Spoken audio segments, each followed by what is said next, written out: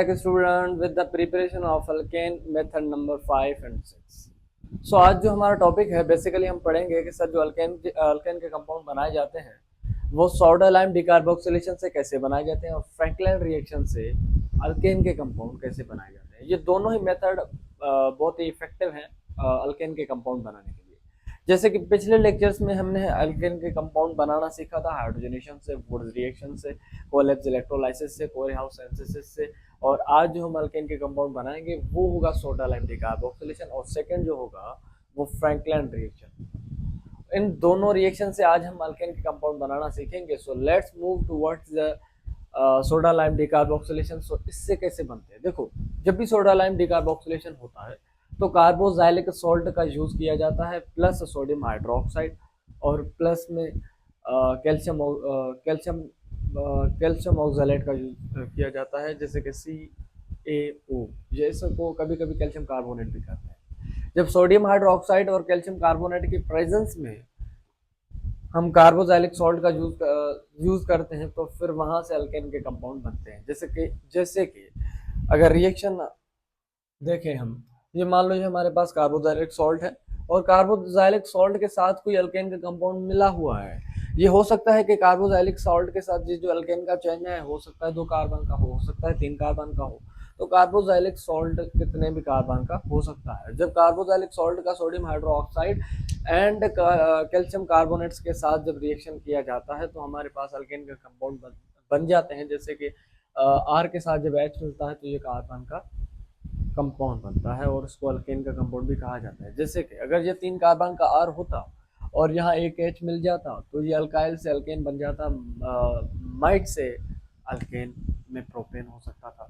अगर 4 कार्बन का होता और 4 कार्बन का ये अल्काइल था यहाँ पर कार्बोजाइलिक सॉल्ट के साथ, और जब रिएक्शन के बाद अगर इससे हाइड्रोजन आके मिल जाता तो ये ब्यूटेन बन जाता। अगर 5 कार्बन का ये होता और यहाँ से H निकल के यहाँ मिलता अल्काइल के साथ तो ये 5 कार्बन का होता तो पेंटेन कहलाता। तो मतलब बात की ये, जब भी कार्बोजाइलिक सॉल्ट में अल्केन के कंपाउंड टूटते हैं उनमें से कोई हाइड्रोजन मिलके एक अल्केन का कंपाउंड बना देता है और इस मेथड को भी कहा जाता है सोडा लाइम डिकार्बोक्सिलेशन। पता है सोडा लाइम डिकार्बोक्सिलेशन क्यों कहा जाता है? क्यों जो इस रिएक्शन के दौरान कार्बन डाइऑक्साइड इमिट आउट हो जाता है। इसी तरह जो पहले हमारा प्रोसेस था जिसको कोलेप्स इलेक्ट्रोलाइसिस प्रोसेस कहा जाता था उसमें भी ऐसा ही होता था कि सर आपका जो एनोड था वहां पे CO2 गैस निकल जाता था और जो कैथोड था वहां पे H2 गैस निकलता था। मतलब कोलेप्स इलेक्ट्रोलाइसिस को भी हम कहते थे कि सर ये डिकार्बोक्सिलेशन करता है। सोडा लाइम भी ऐसा ही होता है, ये डिकार्बोक्सिलेशन होता है। तो फर्क क्या है सर? यहाँ कैल्शियम कार्बोनेट का यूज किया जाता है, वहाँ इलेक्ट्रोलाइसिस प्रोसेस होता है पूरा। तो इसीलिए कहा जाता है कि सर सोडा लाइम डिकार्बोक्सिलेशन में सोडा लाइम मतलब कैल्शियम कार्बोनेट के साथ जब आप कार्बोजाइलिक सॉल्ट लेते हैं तो फिर वो अल्केन के कंपाउंड प्रिपेयर कर देता है। जैसे कि जब कार्बोजाइलिक सॉल्ट और sodium hydroxide plus calcium carbonate के साथ रिएक्शन करवाया तो हमारे पास एक तो बन गया RH, प्लस में आपका सोडियम हाइड्रोक्साइड बन गया जो आपने यूज किया था, और प्लस में कार्बन डाइऑक्साइड बन गया। और कार्बन डाइऑक्साइड जो बना वो कुछ देर के बाद उड़ जाता है। ऐसा ही कहें कि जैसे ही बनता है वैसे ही फटाक से उड़ जाता है। तो इस प्रोसेस से हम अल्केन के कंपाउंड बनाते हैं। अब कुछ पॉइंट्स हैं, जैसे formation of R minus is the rate determining step. कहता है कि सर जब R माइनस बनता है ना इस प्रोसेस में, वही बताता है कि रिएक्शन फास्ट होगा कि स्लो होगा, कि कितना टाइम लेगा। ये सारी चीजें जो रेट की बताता है रिएक्शन की, या ये रेडिकल पे जब नेगेटिव चार्ज बनता है वो बताता है। अब सवाल ये कि रेडिकल पे बनता कैसे है माइनस चार्ज, वो मैकेनिज्म से पता चलेगा, वो भी हम अभी करेंगे। और दूसरी बात कह रहा है कि sir rate of decarboxylation directly proportional to the stability of carbon है।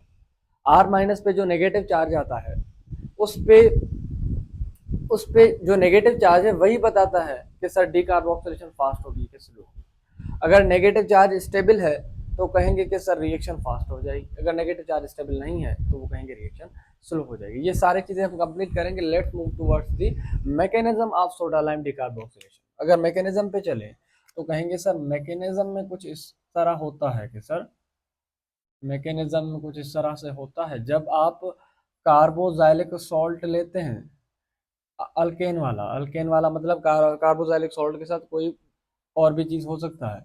ऐसा करते हैं कार्बोजाइलिक एसिड ही ले लेते हैं। जब कार्बोजाइलिक एसिड का आप सोडियम हाइड्रोक्साइड के साथ पहले रिएक्शन करवा देते हैं तो फिर वो बना देता है COO एंड देन Na, ठीक है। और ये जो H निकला ये पॉजिटिव हो जाता है, ठीक है, H पॉजिटिव निकलता है। और यहाँ से भी ये पॉजिटिव निकला था, ये नेगेटिव निकला था। तो ये जब Na इसके साथ कार्बोक्सिलिक एसिड के साथ मिला तो यहाँ से H प्लस निकल गया जो आके जुड़ जाता है किससे, OH माइनस से। तो आपका बन जाता है क्या, H2O। ये हो गया फर्स्ट स्टेप। और सेकेंड स्टेप में ऐसा होता है कि आप कैल्शियम कार्बोनेट का यूज करते हैं। पहले आपने सोडियम हाइड्रोक्साइड का यूज किया कार्बोक्सिलिक एसिड के साथ, तो आपका कार्बोक्सिलिक सॉल्ट बन गया, ठीक है। अब जब आप कैल्शियम कार्बोनेट को यूज करेंगे तो आपको मिलेगा क्या, देखते हैं क्या मिलता है।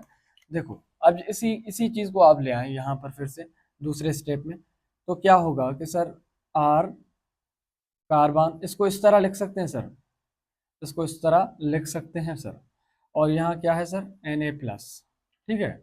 जब ये Na निकलेगा यहाँ से, कब निकलेगा, जब आप कैल्शियम कार्बोनेट का यूज करेंगे, CaCO कैल्शियम कार्बोनेट। अब जब कैल्शियम कार्बोनेट को आपने यूज किया तो कुछ ऐसा होता है कि रिएक्शन के दौरान इस पे नेगेटिव चार्ज आ जाता है, इस पे सर पॉजिटिव चार्ज आ जाता है। पता है क्यों, क्योंकि सर जो सोडियम है इसकी इतनी इलेक्ट्रोनेगेटिविटी नहीं होती और ऑक्सीजन की इलेक्ट्रोनेगेटिविटी बहुत स्ट्रांग होती है। ये आपको ग्रुप के पहले ही ग्रुप में मिल जाते हैं, मगर जो ऑक्सीजन है वो आपको 8 ग्रुप के बाद मिलता है। ऐसा कहें कि सर 8वें ग्रुप में मिलता है। तो अलोंग द पीरियड इलेक्ट्रोनेगेटिविटी जब बढ़ती है तो उसके इलेक्ट्रॉन खींचने की, उसके इलेक्ट्रॉन खुद की तरफ अट्रैक्ट करने की जो टेंडेंसी होती है वो बहुत ज्यादा हो जाती है। तो इसीलिए कहा जाता है कि ये जो ऑक्सीजन है ये लोन पेयर खुद की तरफ खींच लेता है। अब जब ऑक्सीजन पे लोन पेयर आ गया तो वो जो कंपाउंड था वो अब स्टेबल नहीं है, मतलब उस पर कुछ अनस्टेबिलिटी आ गई। यहाँ से सोडियम तो निकल गया, मान लो सोडियम तो पॉजिटिव के स्टेट में निकल गया। अब क्या होता है कि सर ये जो लोन पेयर है ना, ये लोन पेयर आ जाता है रेजोनेंस में, यहाँ पाई बॉन्ड आ गया। जैसे यहाँ पाई बॉन्ड आया तो ये कार्बन क्या करता है कि सर इसको आर को डोनेट कर देता है। कहता है कि भाई साहब अगर मैं बना सकता हूँ एट टाइम 4 बॉन्ड तो मैंने पहले ही 2 ऑक्सीजन के साथ बनाए हैं।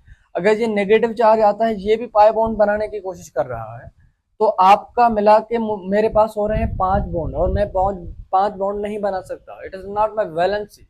सो ये क्या करता है कार्बन कि ये जो लोन पेयर था इसके साथ वो इसको डोनेट कर देता है, देन एक पाई बॉन्ड यहाँ बन जाता है, 2 पहले यहाँ थे।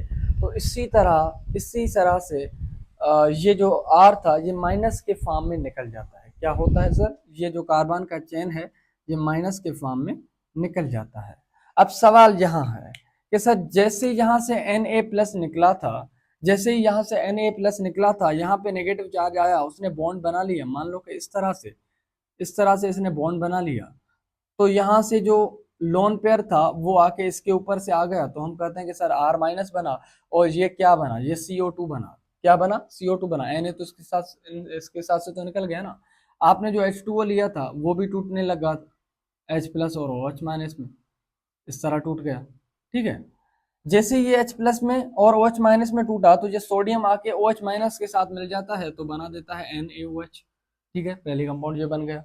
दूसरी चीज ये है कि सर ये CO2 पहले स्टेबल नहीं था, जैसे ही स्टेबल बना तो ये उड़ जाता है किस फॉर्म में, गैस के फॉर्म में सर, CO2। अब तीसरी चीज जो है वो हमारा मेन प्रोडक्ट है, जैसे कि ये है R माइनस जो बना था। अब R माइनस है, इसके पास लोन पेयर है। अब ये कहेगा किसी को लोन पेयर डोनेट करना है, तो यहाँ H पॉजिटिव है, H पॉजिटिव आके इस R के साथ मिल जाता है, तो हम कहते हैं कि सर R जब H के साथ मिल जाता है तो हम कहते हैं कि सर ये अल्काइल से प्योर अल्केन का कंपाउंड बन जाता है। और जैसे ही अल्केन का कंपाउंड बनता है तो हम कहते हैं कि सर सोडा लाइम डिकार्बोक्सिलेशन से method of preparation of alkane possible होती है। अब रिएक्शन के जो ऊपर से 2 हमने स्टेप पढ़े थे, ऐसा करता हूँ रिवाइंड कर देता हूँ फिर से, आप कहेंगे कैसे समझ में नहीं आया। देखो मैकेनिज्म ऐसा होता है, कार्बोक्सिलिक एसिड लिया जाता है, ठीक है। सोडियम हाइड्रोक्साइड के साथ जब भी आप रिएक्शन कराएंगे तो वो एसिड से सॉल्ट में कन्वर्ट हो जाएगा। क्यों, क्योंकि इसका जो H था ये उड़ जाएगा और H मान लो कि केटाइन के सूरत में निकल गया। यहाँ से जो सोडियम हाइड्रोक्साइड था उसका Na आके इसके साथ जुड़ जाता है। जब Na पोटाशियम जैसे कोई चीजें या सीजन जैसे कोई चीजें एसिड के साथ मिलती हैं तो उसकी जो मतलब नेचर होता है वो एसिड से सॉल्ट में कन्वर्ट हो जाती है, तो ये सॉल्ट के फॉर्म में है अभी, ठीक है। जैसे ही Na इसके साथ मिला तो सॉल्ट की फॉर्म में बन गया। तो यहाँ से H प्लस निकला था वो H के साथ मिल गया, OH के साथ मिल गया तो बना दिया H2O। ये दोनों ही रिएक्शन में आगे फर्दर जाएंगे मतलब कैल्शियम कार्बोनेट के साथ आप फिर से H2O को ले आएंगे यहाँ। और जैसे ही आप ले आते हैं तो पहली बात ये कि पहले था R carbon dioxide plus Na, दोनों ही मिले थे, मतलब कार्बोक्सिलिक सॉल्ट था, मैंने तो तोड़ के बताया, ठीक है। तो ऐसा होता है कि सर ये जो Na है, सोडियम है, ये निकल जाता है, यहाँ पे लोन पेयर आता है कार्बोक्सिलिक सॉल्ट में, ठीक है। तो जैसे ही नेगेटिव चार्ज आता है तो उसको स्टेबल करने के लिए वो क्या करते हैं, आर को माइनस के फॉर्म में निकाल देते हैं।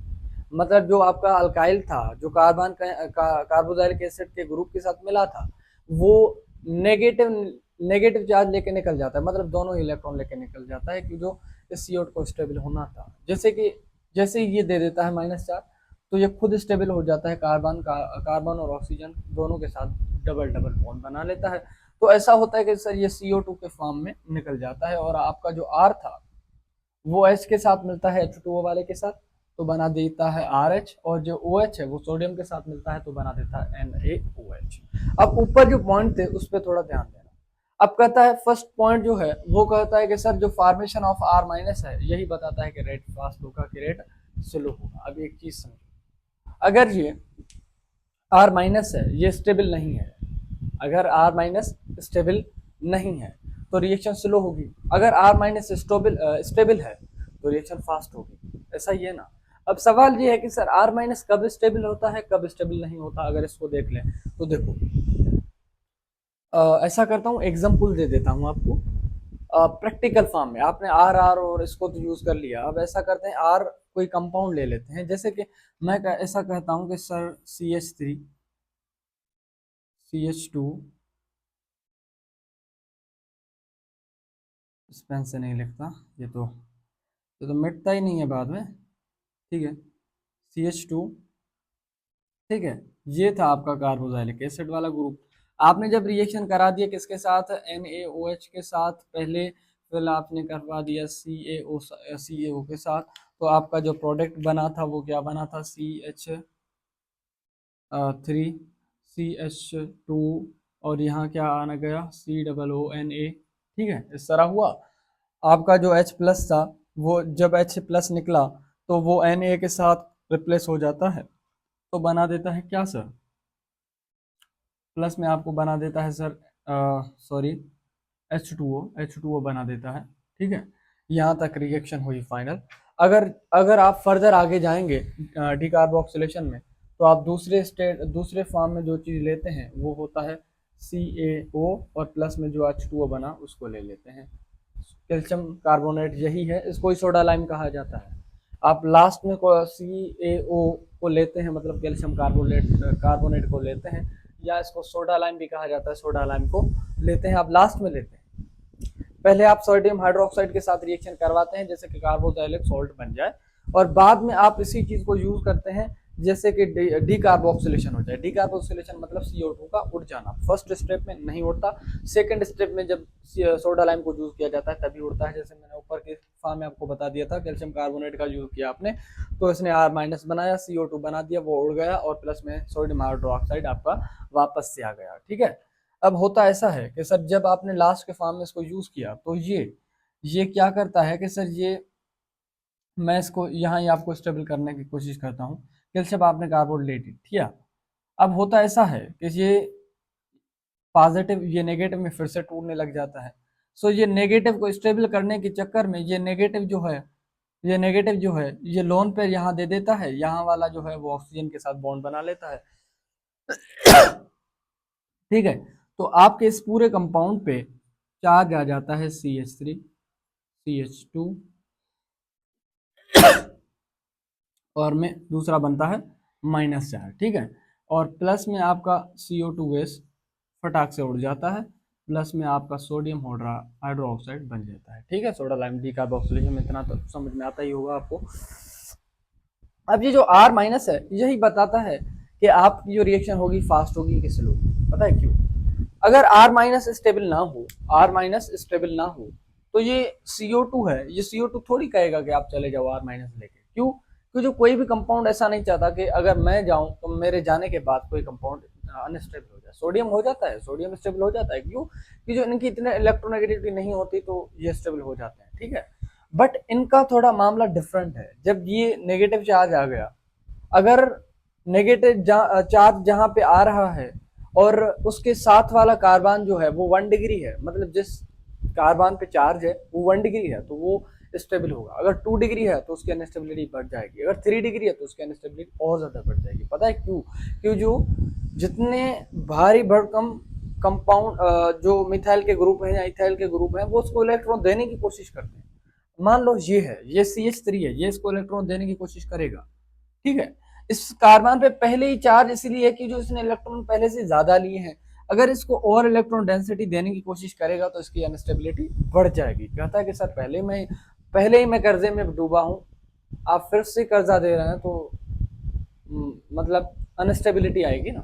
तो इसीलिए कहा जाता है अगर किसी पे नेगेटिव चार्ज पहले से ही और आपको प्लस आई देने वाले, प्लस एम देने वाले, प्लस एच देने वाले होंगे तो और आपको अनस्टेबल कर देंगे। तो इसीलिए कहा जाता है अगर एक है अनस्टेबिलिटी मान लिया कम है, अगर दूसरा भी मान लो हो जाता वो भी इलेक्ट्रॉन डेंसिटी देने की कोशिश करता और अनस्टेबिलिटी बढ़ जाती, तीसरा भी होता वो भी इलेक्ट्रॉन देने की कोशिश करता, ये मिथाइल ग्रुप है, ये सेम ही है, तो और अनस्टेबिलिटी बन जाता। अगर 1 था तो मतलब 1 डिग्री था, तब स्टेबिलिटी कुछ ज्यादा थी। टू दूसरा भी आ गया उसके साथ तो 2 डिग्री हो गया, अनस्टेबिलिटी और ज्यादा बढ़ गई। 3 आया तो और अनस्टेबिलिटी बढ़ गई। अगर तीन तीन कंपाउंड आपको ऐसे दिए जाए कि मान लो एक R माइनस है, उस 1 डिग्री है, दूसरा R माइनस 2 डिग्री है, थर्ड जो है R माइनस 3 डिग्री, बताओ कि इन तीनों में से सबसे ज्यादा स्टेबिलिटी, सबसे ज्यादा रेट ऑफ रिएक्शन किसकी ज्यादा होगी? तो कहेंगे सर 1 डिग्री। क्यों? 1 डिग्री अगर है, नेगेटिव चार्ज है उस पर, तो वो स्टेबल ज्यादा होगा, क्योंकि जो उसके पास पहले ही इलेक्ट्रॉन डेंसिटी ज्यादा है। अगर और इलेक्ट्रॉन डेंसिटी देने वाले आएंगे तो उसकी अनस्टेबिलिटी और ज्यादा बढ़ती जाएगी और रिएक्शन होगी ही नहीं। तो इसीलिए कहा जाता है कि R माइनस के केस में अगर 1 डिग्री है तो रिएक्शन फास्ट होगी। और इसीलिए कहा जाता है कि सर R माइनस जो है वो स्टेबल भी 1 डिग्री में सबसे ज्यादा होता है। तो इसीलिए कहा जाता है formation of R minus is a rate determining step. यही स्टेप बताता है कि रिएक्शन फास्ट होगी कि स्लो। अगर 4 से 5 रिएक्शन आपके हो रहे हैं डिफरेंट डिफरेंट कंपाउंड के, आप मान लो एक में R माइनस 3 डिग्री था, एक में 2 डिग्री था, एक में 1 डिग्री था, आपसे पूछा जा रहा है कि सर रिएक्शन फास्ट किस में होगी कि स्लो किस में होगी, तो आप कहेंगे सर R माइनस का जो स्टेबिलिटी है ना वो सबसे ज्यादा 1 डिग्री में होता है, फिर 2 डिग्री, फिर 3 डिग्री में, because of plus M and plus H effect and plus conjugation effect होता है, और दूसरा मेसोमेरिक इफेक्ट होता है। ये तीनों जो इफेक्ट हैं वो उस इलेक्ट्रॉन डेंसिटी को, अवेलेबिलिटी को डिस्टर्ब करते रहते हैं। तो कहा जाता है कि अगर 1 डिग्री है उसमें कम होती है ये तीनों चीजें, 2 डिग्री में कुछ ज्यादा होती है, 3 डिग्री में और ज्यादा होती है, तो अनस्टेबिलिटी बढ़ जाता है। तो सो दैट्स व्हाई वी से if compound is 1 degree, so the decarboxylation would be very fast. Okay, rate of decarboxylation is directly proportional to the stability of decarboxylation। यही चीज जो मैंने कही कि CO2 तब तक नहीं देगा लोन पेयर जब तक देख रहा है कि सर वो स्टेबल नहीं है। अगर 1 डिग्री है तो कहेगा भाई साहब लोन पेयर लेके चला जाए। अगर 2 डिग्री कार्बन होता तो कहता कि नहीं, 3 डिग्री होता और वो मना करता कि सर मैं नहीं दूंगा। क्यों? क्योंकि जो CO2 निकलने की कोशिश नहीं करेगा जब तक वो सामने वाला जो उसका बेस बन रहा है वो स्टेबल नहीं हो रहा। तो यही चीज है कि sir stability of R minus is a determining step and also effective for the decarboxylation।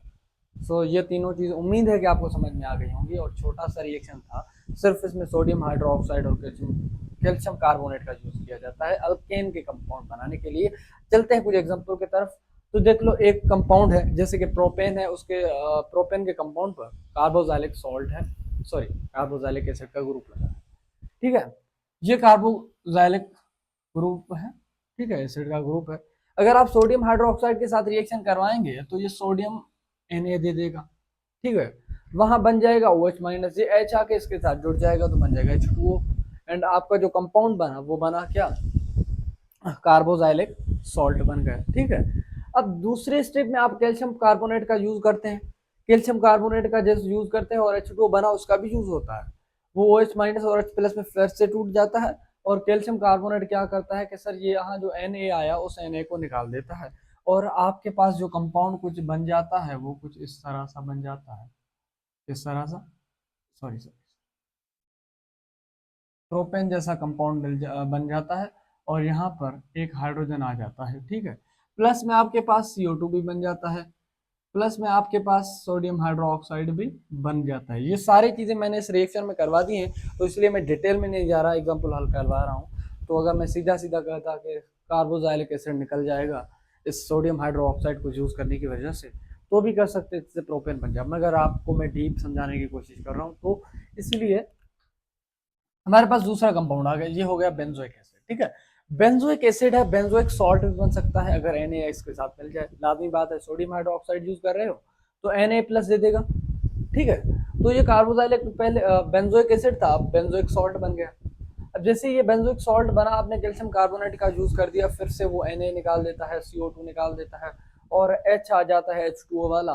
तो आपके पास कंपाउंड कुछ इस तरह सा बन जाता है भाई साहब, इस तरह सा बन जाता है। तो इसको कहा जाता है बेंजीन। आपके दूसरे प्रोडक्ट भी बनते हैं, जैसे कि CO2 गैस बन गया आपका, प्लस में सोडियम हाइड्रोक्साइड बन गया आपका, ये तीनों ही दो साइड प्रोडक्ट भी बन गए इसके साथ। अगर जब आप इसका यूज कर रहे हैं, मान लो आपके पास कोई अलाइलिक एसिड है, ऐसा कहेंगे बेंजाइलिक एसिड है, ठीक है। बेंजाइलिक एसिड है, अगर उसके साथ आप सोडियम हाइड्रोक्साइड और कैल्शियम कार्बोनेट का यूज कर रहे हैं तो क्या होगा, देखो भैया।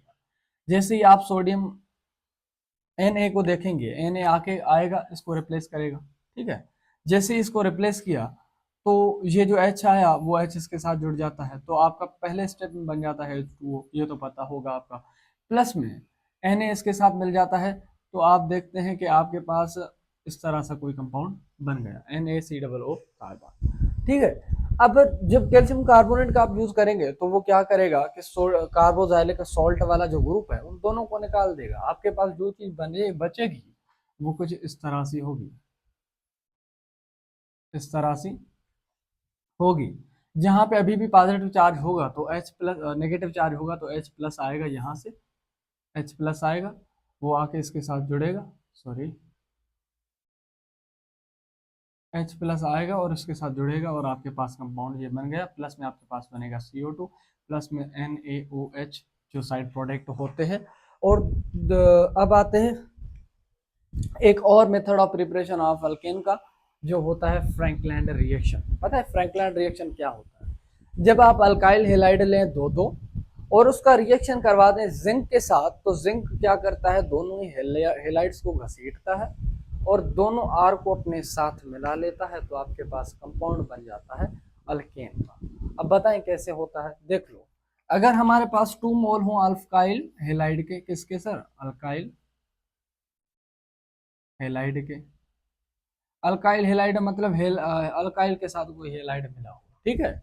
अगर इसके साथ आप जिंक की रिएक्शन करेंगे तो जिंक ऐसा करेगा कुछ कि दोनों ही एक्स को निकालेगा यहाँ से और बना देगा आर और आर प्लस में ZnCl2, sorry sorry sorry Zn। अगर आप Cl यूज करते हो इसलिए कहते हैं, मैंने एक्स लिखना था बट लिख दिया, तो अब क्या करें, इसको मिटा दें, नहीं। सो आगे चलते हैं, कंपाउंड को मूव फॉरवर्ड करवाएं।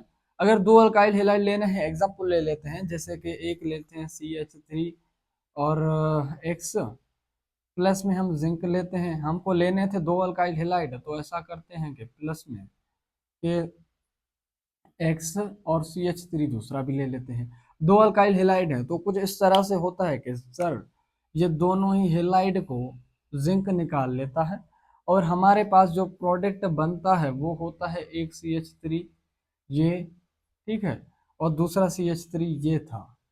तो हमारे पास प्रोडक्ट ये बन गया, प्लस साइड प्रोडक्ट बनता है, इसको तो आप कह सकते हैं कि सर ये बन गया ZnX2, ठीक है। तो ये जो पूरा मेथड है ना, जहाँ जिंक को यूज किया जाता है दो अल्काइल हैलाइड के मोल्स पर, इसी पूरे रिएक्शन को ही कहा जाता है फ्रैंकलैंड। आपके पास 1000 से 10,000 एग्जांपल भी आ जाएं, अगर दो हेलाइड आप यूज कर रहे हैं, दोनों हेलाइड को जिंक निकालेगा, तो इस पूरे मेथड को ही कहा जाएगा Frankland process, Frankland reaction, Frankland method. तो आते हैं कुछ एग्जांपल पे, और भी एग्जांपल कर लेते हैं। जैसे कि अगर मैं कुछ कंपाउंड ले लेता हूं इस तरह से, ठीक है, उस पे एक्स यहाँ है, ठीक है, प्लस में मैं जिंक लेता हूं और एक और भी कंपाउंड ले लेता हूं, जैसे कि इस तरह से, ठीक है।